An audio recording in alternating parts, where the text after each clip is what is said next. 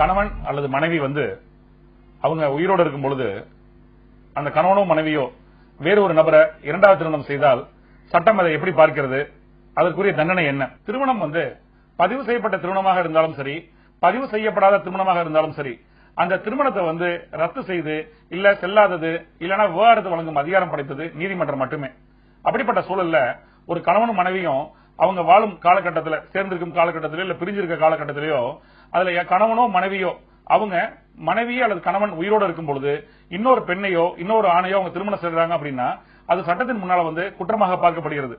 இந்திய தண்டனை சட்டப்பிரிவு 494 ஐபிசி அதாவது கணவன் அல்லது மனைவி உயிரோடு இருக்க காலகட்டத்தில் நீதிமன்ற தீர்ப்பு எதுவும் கொடுத்து விவாகரத்து வழங்கப்படாத ஒரு சூழல்ல அவங்க இன்னொரு திருமணம் பண்ணிக்கிறாங்க அப்படின்னா அது சட்டத்தின் பார்வையில் குற்றமாக கருதப்படுகிறது.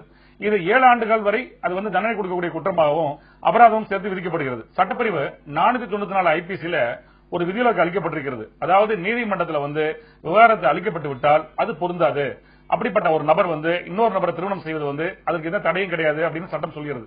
அதே நேரத்தில் ஒரு கணவனோ மனைவியோ 7 ஆண்டு காலம் வரைக்கும் அவங்க எங்க இருக்காங்க, அவங்க உயிர் வாழ்றாங்களா அப்படிங்கிற விஷயங்கள் எதுவும் தெரியாத சூழல்ல அது தொடர்பாக காவல் நிலையத்தில் ஒரு புகார் கொடுக்கப்பட்டு வழக்கு பதிவு செய்யப்பட்டு அந்த நபர் எங்க இருக்காருன்னு கண்டுபிடிக்க முடியாத சூழல்ல காணாமல் போன நபர் இறந்து போன நபராக கருதப்பட்டு அந்த அடிப்படையில் 7 ஆண்டு காலம் கழித்து விவாகரத்து மனு எதுவுமே தாக்கல் ஆகாம தீர்ப்பு நீதிமன்றம் வழங்காத சூழல்ல ஒரு நபர் இன்னொரு நபர் திருமணம் செய்வது சட்டத்தால் அனுமதி அளிக்கப்படுகிறது. இரண்டாவது திருமணத்தை பொறுத்த வரைக்கும் கணவனோ மனைவியோ அந்த புகார் கொடுக்கும் பொழுது அது நீதிமன்றத்துக்கு வழக்காக போகுது. அப்ப யூகத்தின் அடிப்படையிலயோ நம்பிக்கையின் அடிப்படையிலயோ காதுவடி ஒரு செய்தியின் அடிப்படையில் நான் அந்த புகார் கொடுத்தேன் அப்படின்னு சொல்றதை நீதிமன்றம் ஏற்றுக்கொள்வதல்ல.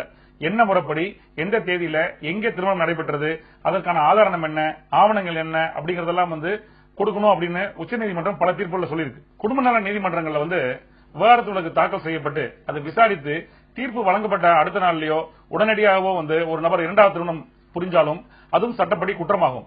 ஏன்னா அதுக்கான மேல்முறையீட்டு காலங்கிறது ஒன்று இருக்குது. எந்த ஒரு வழக்கா இருந்தாலும் சரி, ஒரு மாவட்ட லெவலில் தீர்ப்பு வழங்கப்பட்ட பிறகு அது உயர்நீதிமன்றம் உச்சநீதிமன்றம் சொல்லி மேல்முறையீட்டு வழக்கலாக போகிறது. ஆக இறுதி வடிவம் எடுக்கும் வரையில அந்த மேல்முறையீட்டு காலத்துக்குள்ளாக ஒரு நபர் இரண்டாவது திருமணம் புரிஞ்சிட்டாரு கேட்டால் அதுக்கான விளக்கமாக எனக்கு விவாகரத்து வழங்கப்பட்டு விட்டது, ஆகவே நான் திருமணம் செஞ்சுட்டேன், அந்த இரண்டாவது திருமணம் செல்லத்தக்கது அப்படின்னு சொன்னால் அது சட்டம் ஏற்றுக்கொள்வது கிடையாது. ஒரு விவாகரத்து வழக்குல கணவன் விவாகரத்து மனு தாக்கல் செய்யறாரு, அதுல மனைவி வழக்காடுறாங்க. ஆனா எதிர் வழக்காடுற சூழல்ல ஒரு காலகட்டத்தில் அந்த வழக்குல அவங்க வர முடியாத ஒரு சூழல் ஏற்படுறது. அப்போ நீதிமன்றம் எக்ஸ்பார்ட்டி டிகிரி வழங்குறாங்க. அதாவது ஒருதலை பட்சமாக தீர்ப்பு வழங்கப்படுகிறது. தோன்றா தரப்பினராக மனைவி கருதப்பட்டு அது விவாகரத்து கொடுத்துறாங்க. அந்த மேல்முறையீட்டு காலம் முடிஞ்ச பின்னாடி கணவன் வேறு ஒரு பெண்ணை திருமணம் புரிஞ்சிடறாரு, இரண்டாவது திருமணம் புரிஞ்சிடறாரு.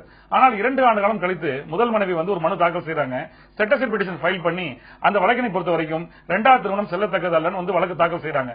அந்த வழக்கு உயர்நீதிமன்றம் உச்சநீதிமன்றம் போகும்போது உச்சநீதிமன்றம் தீர்ப்பளிக்கிறது, அதாவது எக்ஸ்பார்ட்டி டிகிரி உடனடியாக செட்டசைட் பண்ணிருக்கணும், 2 ஆண்டு காலம் கழித்து நீங்க தாக்கல் செஞ்ச பின்னாடி இரண்டாவது திருமணம் செல்லத்தக்கதல்ல அப்படின்னு சொல்வது சரியல்ல அப்படின்னு சொல்றாங்க. ஆகவே சட்டத்தை பொறுத்த வரைக்கும் முதல் திருமணம் நிலுவையில் இருக்கும்போது இரண்டாவது திருமணம் புரிஞ்சால் எப்படி குற்றமோ அதே போல இரண்டாவது திருமணம் முறையாக நீதிமன்ற தீர்ப்புக்கு பிறகு மேல்முறையீட்டு காலம் முடிந்த பின்னாடி ஒருத்தர் திருமணம் புரிஞ்சார் அப்படின்னா அது செல்லத்தக்க திருமணம் தான் நீதிமன்றம் சொல்கிறது.